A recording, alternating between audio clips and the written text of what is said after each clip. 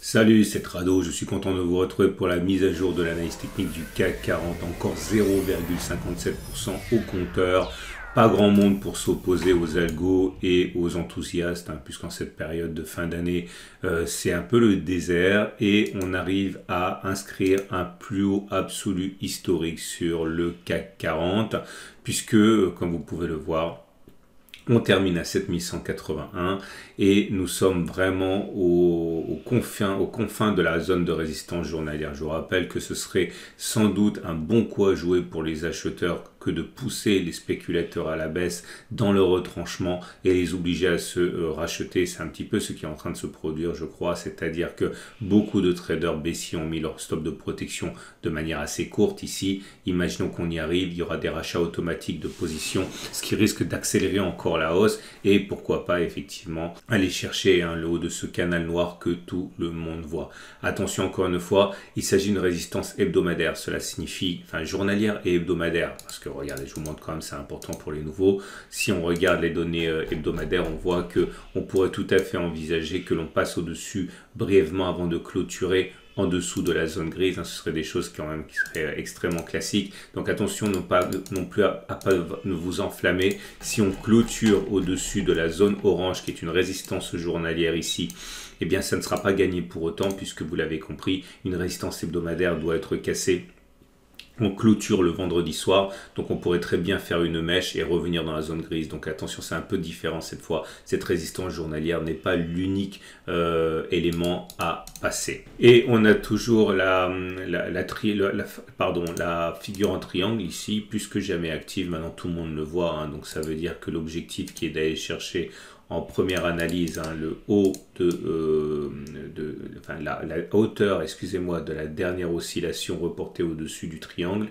Donc ça voudrait dire aller chercher les fameux 7306 dont je parle depuis maintenant assez régulièrement. Regardez les éléments techniques. Non, pas les éléments techniques, décidément aujourd'hui. Regardez le chandelier japonais.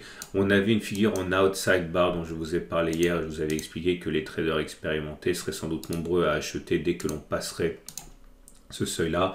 Bougie 1, bougie 2, la bougie 2 avale le bougie 1, quelles que soient les configurations de couleurs. C'est pas comme un avalement haussier où il faut avoir une bougie rouge et une bougie verte. Dans la figure dite de l'outside bar, c'est n'importe quelle combinaison de couleurs. Et je vous ai expliqué que pour beaucoup de traders mettraient un ordre d'achat dès qu'on franchit un point au-dessus de la bougie 2. C'est ce qui s'est passé, d'où l'accélération haussière. Maintenant, j'avais dit que le stop loss se met originellement, traditionnellement en dessous de la bougie 2. Certains vont le mettre maintenant soit en stop suiveur sur les petites unités de temps, soit en dessous de la bougie 1, enfin la bougie 1 de cassure, quoi, au-dessus de ça. Donc bon, après, c'est assez varié comme situation, comme solution. En tout cas, vous voyez, si on avait fait la même chose sur cet outside bar là, ok, on aurait été déclenché sur cette bougie là, et ensuite vous voyez, en mettant un stop loss en dessous de la bougie 2, ici on aurait été déclenché tout de suite, donc c'est pas forcément la meilleure solution.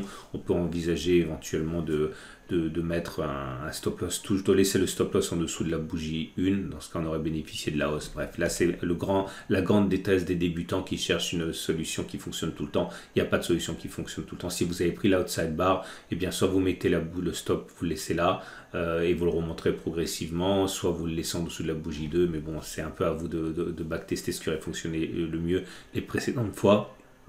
À noter que une fois de plus, la bougie est de fort belle facture, puisque c'est une bougie sans mèche basse, plutôt dans clôture dans le tiers haussier. C'est une bougie qui est haussière, c'est confirmé par la Ekinashi, qui offre également une bougie haussière, puisque c'est une bougie là aussi sans mèche basse. Bon, on le savait, c'était probable, plausible statistiquement qu'après une bougie telle que les précédentes, c'est-à-dire des bougies haussières, on est plus souvent une bougie haussière ensuite que l'inverse est là pareil. Il est plus plausible que l'on fasse une bougie de hausse mercredi plutôt qu'une bougie baissière. Regardez, bougie de type Freeline Break, le bloc, une fois de plus, un nouveau bloc vert, donc série de 4 et de 4. Donc c'est quelque chose qu'on avait déjà beaucoup exposé et expliqué précédemment. Regardez maintenant les éléments techniques, la moyenne mobile à cette période, on le sait, elle est haussière et on est au-dessus, donc la tendance immédiate, elle est haussière. La moyenne mobile à 20 périodes, elle est haussière et on est au-dessus, donc tendance générale et haussière, toujours portée que nous sommes par le non-croisement haussier dont j'ai parlé. La moyenne mobile à 50 périodes, j'ai oublié de le mentionner, heureusement certains sont beaucoup plus attentifs que moi. Il y a eu un croisement haussier fort M20, M50. Alors ça j'en ai parlé, on l'a backtesté en son temps, c'était en début d'année. Ça c'est haussier. Donc regardez les précédentes occurrences qu'il y a eu un croisement haussier fort, ça veut dire que la M20 croise à la hausse la M50, mais que les deux, avant le croisement, étaient déjà en train de monter, comme c'est le cas ici, vous voyez. Et c'est beaucoup plus puissant qu'un croisement haussier faible. Regardez ici, il y en a eu un. Alors ça fonctionne pas à tous les coups, hein, mais vous voyez que on avait backtesté ça, je l'ai dit, il y a une façon de retirer parti. Regardez l'autre ici, là. Là, celui-là n'a pas fonctionné très bien. Celui-là, c'est pas un croisement haussier fort. Non, c'est à peu près toi. Non, là, il y a encore un croisement haussier fort. Bref, on avait backtesté la chose suivante et on avait vu qu'il était beaucoup plus plausible d'être gagnant en adoptant la stratégie qui consisterait à viser la distance entre la bougie de croisement haussier fort M50 à la hausse qu'à la baisse. Clairement, ça veut dire si on met un stop à 6,78 et qu'on vise plus 6,78, il y a beaucoup plus de chances d'être gagnant dans ce swing trading que d'être perdant. Okay, j'invite à regarder les vidéos que j'ai faites en début d'année et en fin d'année dernière. Et nous avons les éléments techniques. Alors là, bon, pas grand chose. Non, rien de nouveau en fait au niveau des indicateurs techniques, tout est haussier. On va terminer avec l'Ishimoku. Si Dash veut bien arrêter de faire du bruit, voilà, c'est parfait. Merci Dash. Et bon, on est toujours dans une situation assez tendue, mais pour l'instant, il n'y a pas de twist. Hein. C'est-à-dire qu'on a un nuage qui monte, donc les cours sont au-dessus d'un nuage qui monte, donc la tendance de fond, elle est haussière.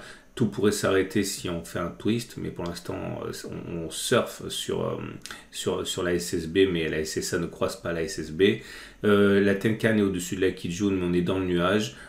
Clairement, si on était avec la Tenkan qui monte, la Kijun qui monte, les cours au-dessus et on serait en tendance haussière, là c'est relativisé du fait que nous soyons toujours avec une Tenkan, une Kijun qui clairement ne donne pas de véritable orientation, c'est assez chaotique, c'est plutôt une dérive latérale. Donc tendance immédiate plutôt neutre, tendance générale plutôt neutre, tendance de fond par contre haussière. On termine avec les trades du jour. Ah oui, j'ai oublié de le dire. J'ai parlé du non-croisement aussi M7 M20, j'ai parlé du croisement fort M20 M50. Il y a plein de choses que vous ne connaissez peut-être pas si vous débutez, que vous retrouverez dans le module les moyennes mobiles tradées avec les moyennes mobiles comme un pro. Il y a également des questions auxquelles souvent vous accordez beaucoup d'importance. Quelle est la meilleure moyenne mobile, etc. Bref, si vous voulez en savoir davantage avec les exercices corrigés, reportez-vous au pack Total Trado et au module sur les moyennes mobiles et vous en apprendrez beaucoup sur ça. Et les trades du jour, voilà, alors rien de neuf.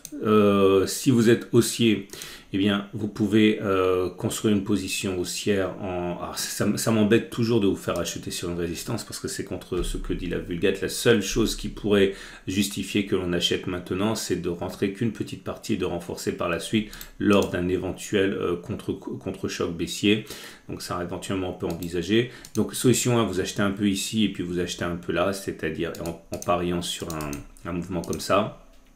Et puis à terme une continuation de la hausse, mais ça commence à être de plus en plus difficile d'acheter puisque voilà, on est vraiment au plus profond d'une résistance. Le problème, c'est que si vous achetez en cas, normalement je dis qu'on peut acheter en cas de cassure d'une résistance, mais là vous avez compris que c'est compliqué du fait qu'on soit sur une résistance historique, à savoir hebdomadaire et même mensuelle. Donc on peut très bien avoir une fausse cassure. C'est dans ce genre de situation généralement qu'on a des fausses cassures. Donc là aussi, je pense que si vous achetez, soit il faut mettre un stop loss extra réactif au moindre accès de faiblesse, soit vous devez au contraire prendre un stop loss très large pour accepter l'idée que ça redescende. D'ailleurs, à ce niveau, hein, je vous rappelle que les CFD, c'est pas toujours ce qu'il y a de plus pertinent pour trader, notamment si vous avez un trade qui va durer longtemps. Il vaut mieux parfois, bon, ça se vérifie, ça se calcule, mais il vaut mieux parfois passer par les Turbo 24 que les CFD, puisque les CFD occasionnent des coûts hein, de conservation overnight hein, pendant la nuit.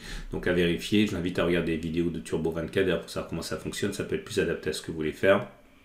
Si vous voulez spéculer à la baisse, par contre, là, vous avez un super point d'entrée. Parce que si vous mettez un stop loss, si on part du principe toujours qu'on n'est pas parti pour aller très haut et qu'on va simplement faire un truc comme ça, ok, alors si vous rentrez un peu de position baissière maintenant et un peu de position baissière un petit peu plus tard, genre ici, en mettant un stop loss très très large, vous avez des ratios gains qui sont très intéressants puisque voilà, sur cette première partie, vous auriez un stop loss, mettons à 2% avec un objectif à 7%, et sur la deuxième position, vous aurez un stop à 1,7% et un objectif à 8%. Bref, c'est la mère de tous les ratios gains-risque, hein. Donc c'est sublime.